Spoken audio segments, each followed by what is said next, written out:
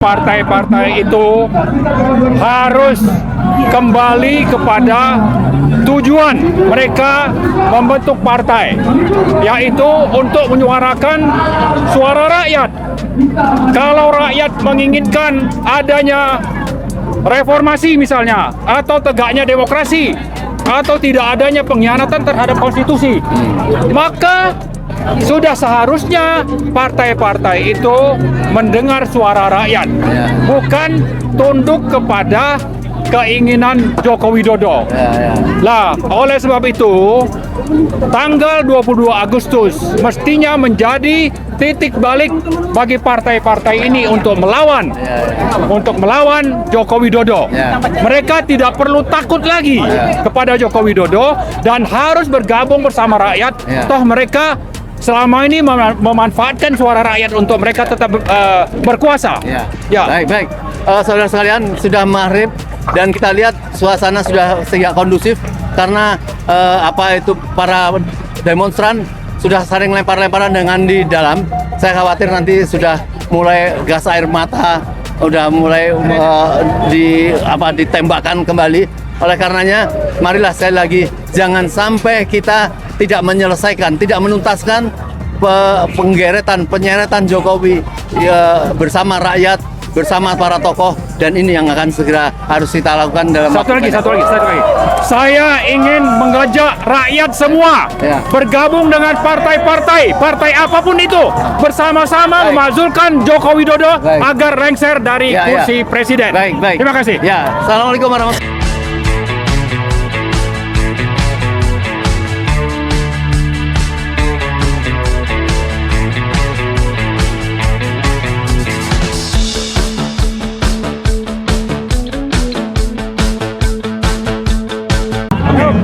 Assalamualaikum warahmatullahi wabarakatuh. Saudara, kita tahu bahwa rezim jahat yang dipimpin oleh Presiden brengsek Jokowi telah merasa selesai untuk mengungkung rakyat, mengungkung negara dalam kejahatan.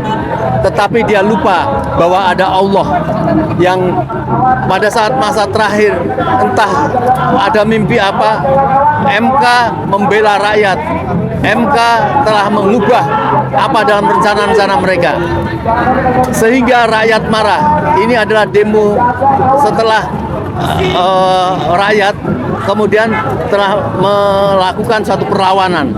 Oleh karenanya, rakyat sekarang walaupun sudah menyelesaikan dari masalah MK, tetapi rakyat sekarang ingin tetap menuntaskan, yaitu menurunkan Jokowi, suatu rezim yang jahat yang akan dituntaskan pada saat sebelum perhelatan pilkada. Oleh karenanya kami mohon tanggapan Pak Marwan, kira-kira apakah keinginan rakyat ini untuk menjatuhkan atau ingin menyeret Jokowi ini akan berhasil, di mana sekarang skala kemarahan rakyat di seluruh Indonesia sudah menjadi lakukan perlawanan. Insya Allah ini bisa berhasil, tapi saya ingin mengingatkan kita semua, rakyat Indonesia, elit-elit politik, para tokoh, guru-guru besar, aktivis kampus, buruh dan sebagainya, tentang sepak terjang Joko Widodo dalam 2-3 tahun terakhir. Bahwa kita mencatat bagaimana nafsu berkuasa Jokowi dimulai dengan upaya untuk memperpanjang masa jabatan, berkhianat kepada PDIP, dan itu terus berlangsung sampai misalnya mengangkangi lembaga yudikatif seperti MK untuk meloloskan Gibran menjadi cawapres, lalu berlanjut dengan mengangkangi partai-partai, termasuk menyandra partai-partai yang punya kasus untuk memuluskan agendanya. Gagal untuk berkuasa menjadi presiden, maka Jokowi menggantinya dengan agenda politik dinasti, menjadikan Gibran menjadi wapres dan akhirnya memenangkan pemilu curang 2024 melalui Prabowo Gibran. Kemudian Jokowi ingin melanjutkan politik dinasti dengan apa? Dengan mengangkangi MA, menerbitkan putusan nomor 23 agar Kaisang bisa menjadi cagup atau cawagup. Nah, untunglah bahwa MK menerbitkan putusan nomor 60 dan 70 tahun 2024.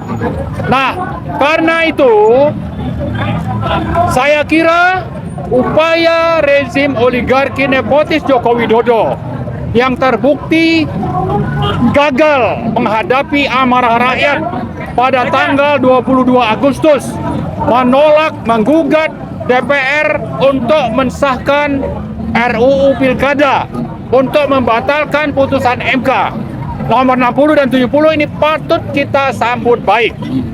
Oleh sebab itu, partai-partai yang selama ini mendukung atau tersandra oleh rezim nepotis oligarkis Jokowi ini harus berani melawan.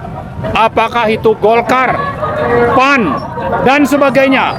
Mereka harus bangkit bersama rakyat. Untuk apa?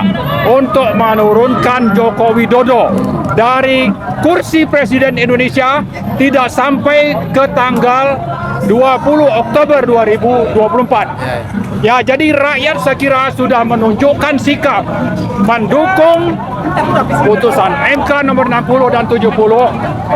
Rakyat sudah bergabung untuk melawan DPR yang tadinya di bawah kendali Joko Widodo, sehingga agenda oligarki nepotis Joko Widodo saat ini sedang berantakan.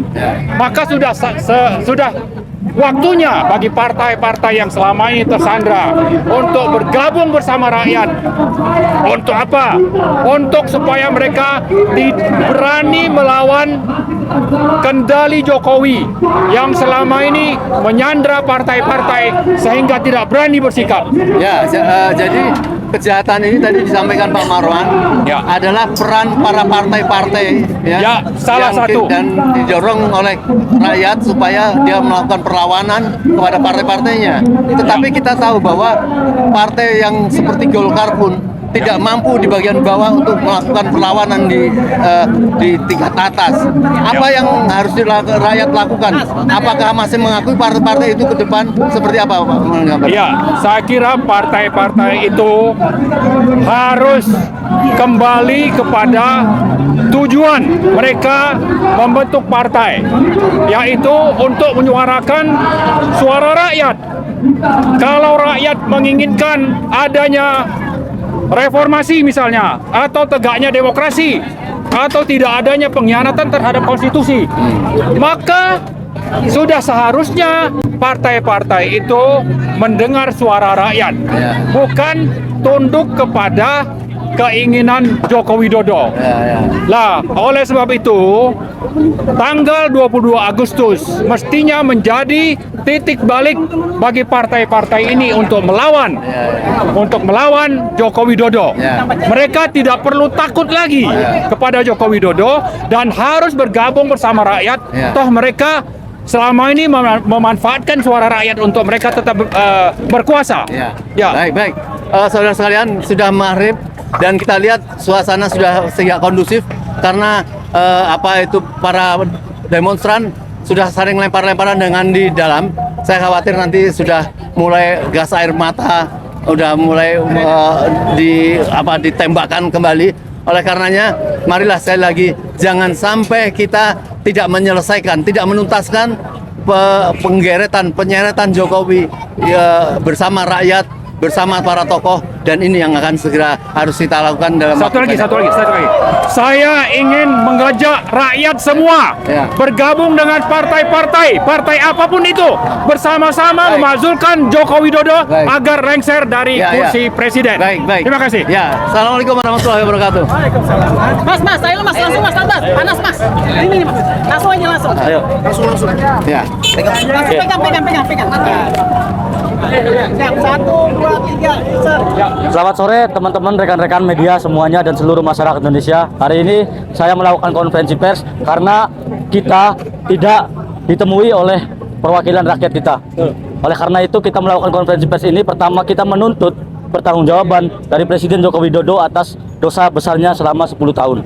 Yang kedua, hadirnya kita di sini, kita suarakan aspirasi kita untuk menolak duifungsi TNI Polri atau RUU TNI Polri. Terus yang ketiga, kita meminta mendesak kepada DPR RI agar tidak membuat atau menyusun undang-undang secara serampangan, secara brutal tanpa melalui prosedur dan mekanisme perundang-undangan yang itu sesuai dengan prinsip demokrasi. Terus selanjutnya kita tuntut juga pada DPR untuk segera mengesahkan RUU perampasan aset, karena ini semua keresahan masyarakat Indonesia. Korupsi sudah membudaya, oleh karenanya perampasan aset harus segera disahkan. Mungkin kiranya itu saja yang dapat saya sampaikan. Terima kasih atas perhatiannya semuanya. Nama saya Wahyu Al-Fajri, Presidium Nasional BEM PTNU se-Nusantara.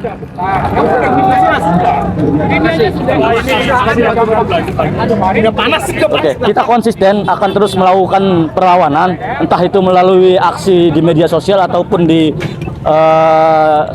lapangan, karena ya sampai betul-betul Jokowi bisa dipenjara.